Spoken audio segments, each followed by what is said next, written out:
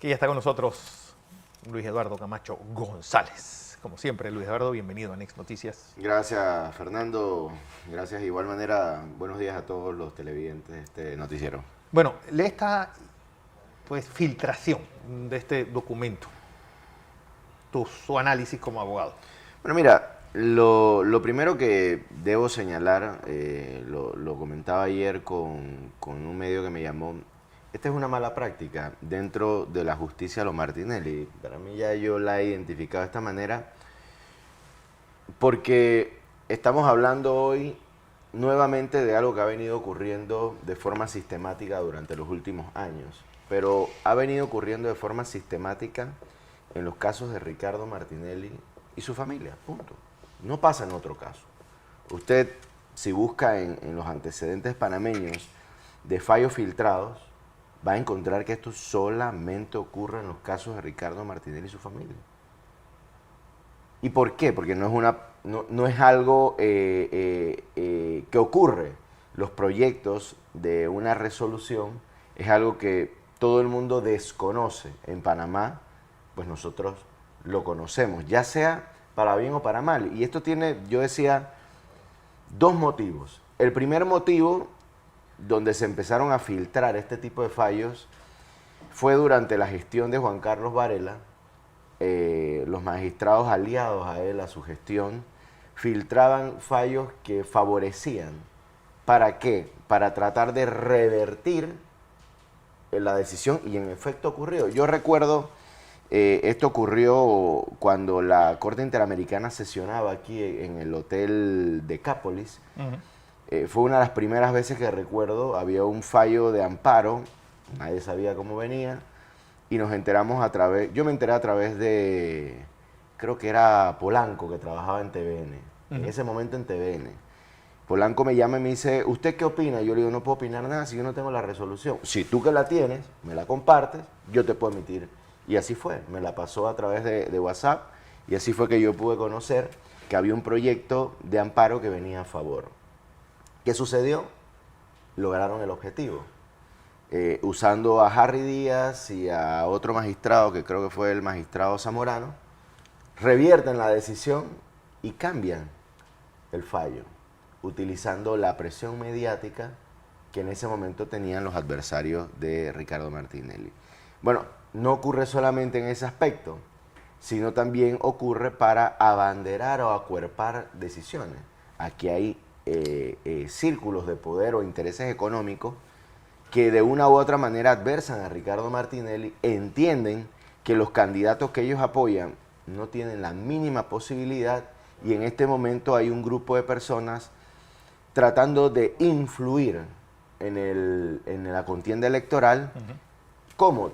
Sacando al candidato a vencer para tratar de que su mal candidato, porque la realidad es que si usted tiene que apoyar a un candidato así para que pueda llegar a la elección, es un mal candidato. No es el candidato que los panameños quieren. Es el candidato que 10 personas quieren porque representan sus intereses. Y entonces nos encontramos frente a esa situación donde no es solo para revertir, sino para ahora acuerpar una posición que un grupo de personas quiere. Y estas prácticas que se alejan del derecho traen consecuencias. ¿Por qué? Porque la justicia a lo Martinelli va trayendo nuevos procedimientos que, si bien es cierto, se le aplican a él o a su familia, con posterioridad se aplica al resto de las personas. Y una muy sencilla que le manifestaba yo a un medio ayer es las notificaciones. Antes las notificaciones se hacían vía edicto, como lo establece la norma. Usando una mala práctica y una mala interpretación, en el caso de Martinelli, esas notificaciones, ustedes lo saben, se hacen ahora por correo electrónico. Es más, sin tener constancia de que realmente la persona le llega el correo electrónico. Claro. Ahora, esa mala práctica se está aplicando en otros procesos. Y lo que se veía como algo que solamente se daba a Martinelli, hoy en día se abre y se aplica a todo el mundo. Lo mismo va a suceder con las casaciones. Porque como ellos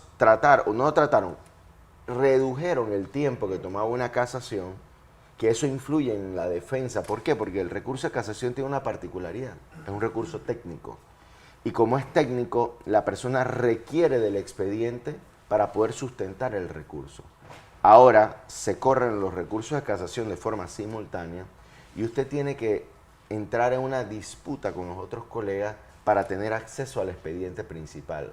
Porque el expediente digital, ustedes pudieron ver, no está digitalizado de forma correcta. Es más, en el caso de Martinelli, lo más grotesco es que la propia Corte, luego de que vence la casación, emite una resolución donde reconoce que el expediente digital no está foliado y está incompleto. ¿Qué le ha dicho la Corte a usted de esta filtración? Nada. Nada. Y no van a decir nada.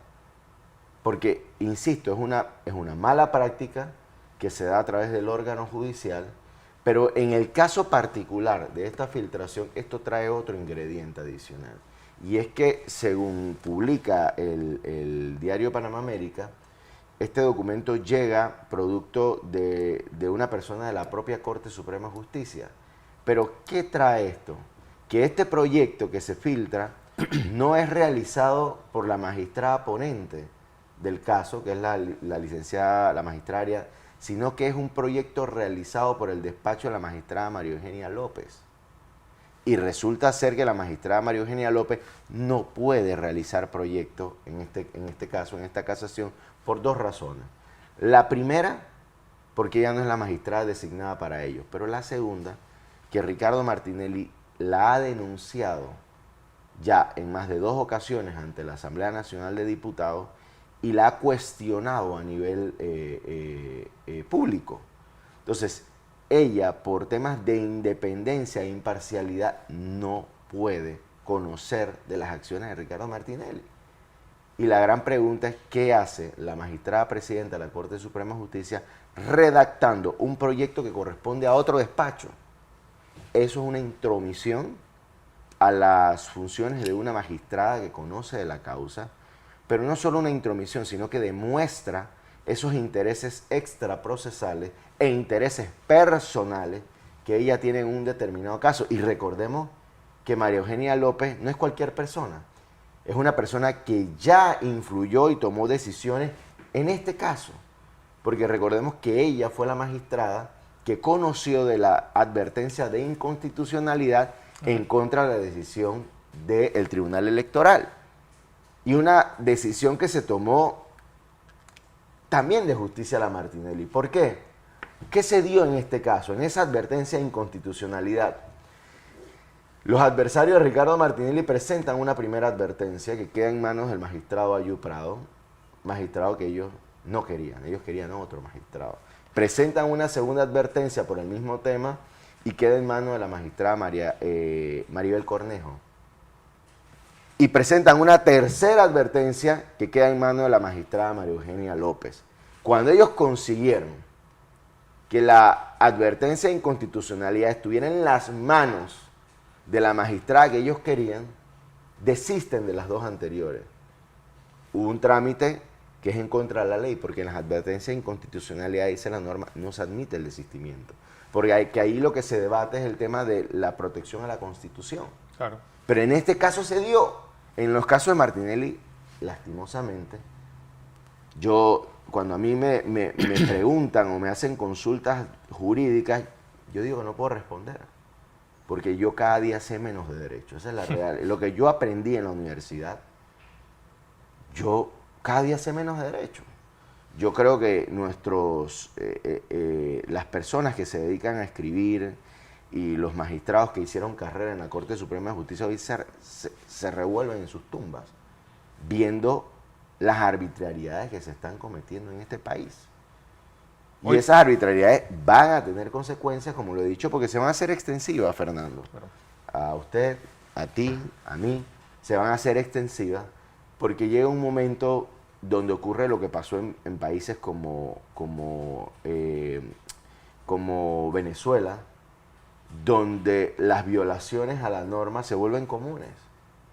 Y ya cuando una persona ve que hay una mala práctica que se comete, la sigue practicando. Entonces, yo en lo personal siempre he dicho que cada día sé menos de derecho y he llegado a un punto donde he dicho que da ganas realmente de triturar la idoneidad que nos dan, porque los años de estudio que uno tiene o los años que uno tiene en el ejercicio de la profesión, realmente es frustrante ver cómo la justicia en este país, que debe ser un pilar que se debe mantener fuerte frente a cualquier situación que se dé, se está fenestrando, y al día de hoy yo creo que el panameño no tiene, digamos, confianza en el sistema de administración de justicia, porque es un sistema que se ha ido politizando. Luis Eduardo, hoy se va a presentar esta querella contra la magistrada María Eugenia López en la Asamblea. ¿De qué va y por qué? Bueno, en este caso yo no estoy preparando la querella, Sí. ese es otro grupo de Chile y personas, Castañeda. pero yo considero que hay evidentemente un abuso de autoridad. Insisto, no puede una magistrada que no es ponente en un caso hacer un proyecto. Eso Ahora, no puede ser. la pregunta legal ahora sería, entiendo que en la mañana de hoy hay una conferencia a las 9 de la mañana, precisamente para ver por una abogada de Ricardo Sí, Chile y este tema. Castañeda. ¿Cómo presentar una evidencia real dentro de la ley de que esto lo hizo la magistrada presidenta? Bueno, le tocará en este caso a la Asamblea Nacional de Diputados Investigarlo. primero investigarlo, como hacen con todo. Investigar y corroborar sin efecto, esto se dio y es fácil hacerlo. Es fácil hacerlo, lo que se necesita es voluntad. Yo creo, nosotros estamos en un momento en el que nos encontramos próximos a las elecciones del país, donde existen candidatos en firme ya, y donde por segundo periodo consecutivo existe un grupo de personas tratando de vulnerar o cambiar la voluntad popular. Recuerden que en las elecciones pasadas se dio algo similar. Fábrega no fuese alcalde el día de hoy si Ricardo Martinelli hubiese corrido. Entonces, ¿qué está viendo? Y era lo que yo comentaba en ese momento. Cuando tú abres puertas como estas, después cuesta cerrarla.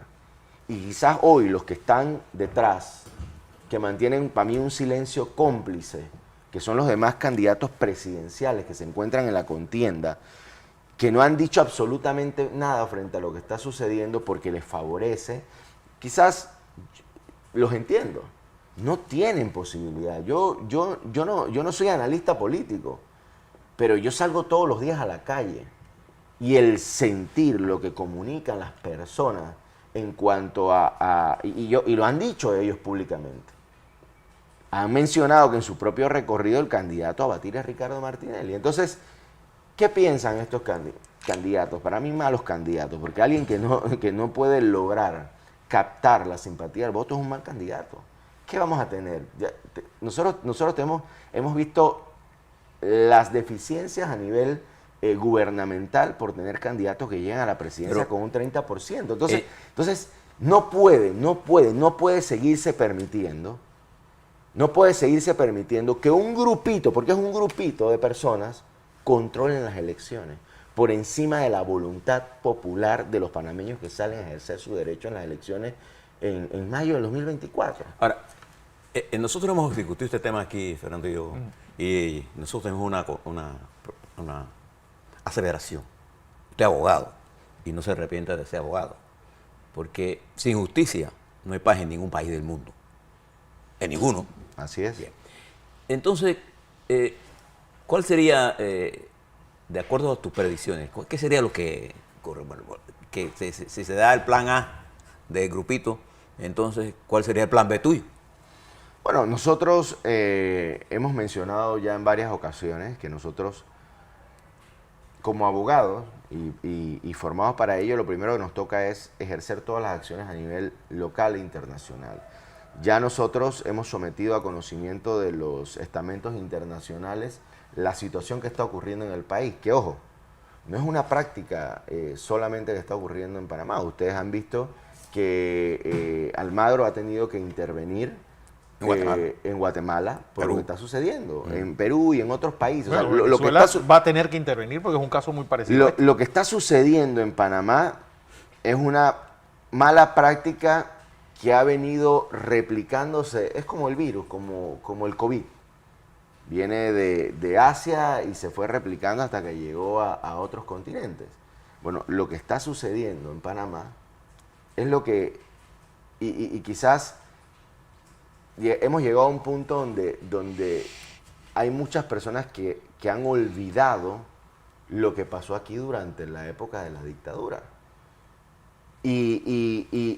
Pero el que todavía tiene noción de eso, usted lo conoce mejor que nosotros. Y los que han dado seguimiento a lo que ha ocurrido en países como Venezuela, lo que está ocurriendo en Guatemala, en Perú no hay un presidente que termine su periodo.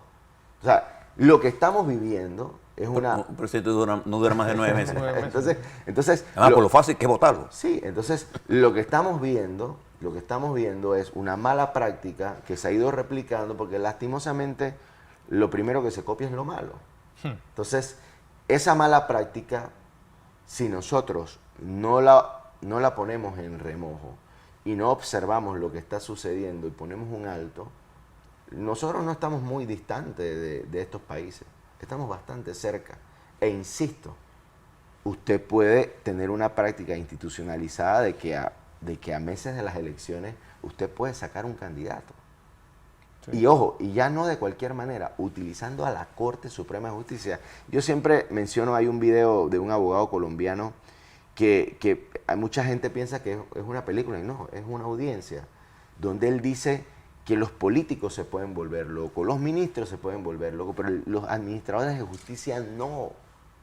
Por algo los administradores de justicia, el Ministerio Público, tienen impedimento de estar inscritos en partidos políticos, porque son ellos los llamados a nivelar esa balanza.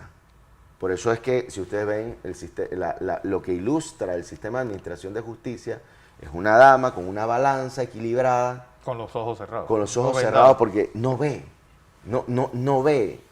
Por eso es que cuando nosotros salimos a nivel internacional a reclamar y salió la primera decisión en favor de Martinelli, ellos no miran quién es Martinelli, no les interesa quién es Martinelli. Ellos lo que les interesa es que un país cumpla con los compromisos internacionales, ya sea del Pacto Internacional de Derechos Civiles y Políticos o la comisión, o el caso de la Corte Interamericana de la Comisión Americana sobre Derechos Humanos. Ahora, entonces, eso que nosotros planteamos es lo que tiene que hacer la Corte Suprema de Justicia. No ver quién es Martinelli, no ver los intereses que hay detrás de Martinelli, sino hacer justicia. Pero cuando en un país la justicia no funciona, entonces vamos encaminados al fracaso. Ahora, en el plano internacional tuvimos una entrevista con el abogado Citón, que estaba en Nueva York. ¿Cuál ha sido la reacción de los organismos internacionales con respecto al caso que ustedes le han planteado de Panamá? Bueno, en ese caso en particular creo que lo están revisando. En las otras reclamaciones que nosotros hemos presentado también se encuentra revisando. Nosotros esperamos que próximamente existan pronunciamientos en cuanto a las solicitudes especiales que presenta la defensa, que están debidamente fundamentadas. O sea, la verdad que los abusos que hay en los casos de Ricardo Martinelli son tan burdos que hasta un estudiante de Derecho tiene la capacidad de comprender que lo que se está realizando es malo.